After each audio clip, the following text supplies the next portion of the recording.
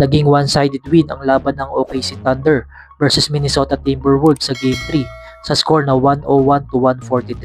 Maagang nagliyab ang mga kamay ni Anthony Edwards na gumawa ng 16 points, 5 rebounds at 2 assists sa first quarter pa lang at may tatlong 3 points na mayroong 6 out of 8 shooting sa field.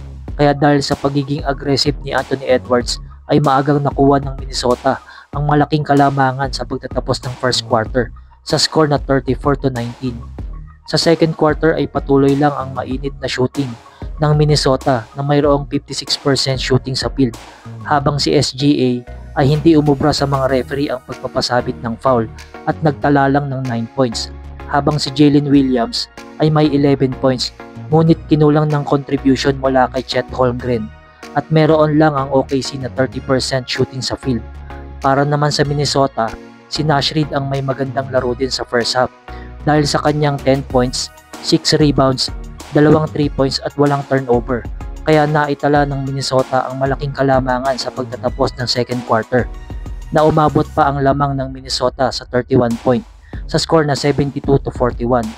Sa third quarter ay patuloy lang ang mainit na shooting ni Anthony Edwards na magkakasunod na 3 points ang binitawan, habang si SGA ay sinusubukan maibaba ang lamang ng Minnesota. Ngunit tuwing makaka-score ang OKC ay laging may sagot ang Timberwolves. Under 3 minutes ng laban ay nagkaroon ng Minnesota ng run sa pangunguna ni Julius Randle na umiscore ng 24 points at may 4 rebounds. Kaya naman lumobo na ang lamang ng Minnesota sa 42-point lead. Papatapos ang third quarter ay pinasok na ng OKC ang mga bench player nila dahil sa laki ng lamang ng Minnesota. At sa buong fourth quarter ay hindi na binalik ng OKC ang kanilang starting lineup. Mga bench player na lang ang pinasok hanggang matapos ang laro dahil sa laki ng lamang ng Minnesota.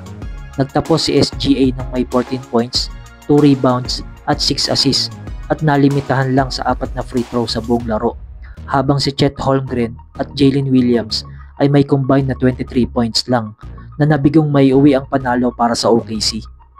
At kung bago ka pa lang dito sa ating channel, ay inaanyayahan kita na mag-subscribe at i-hit mo na din yung notification bell para updated ka sa paparating nating mga videos.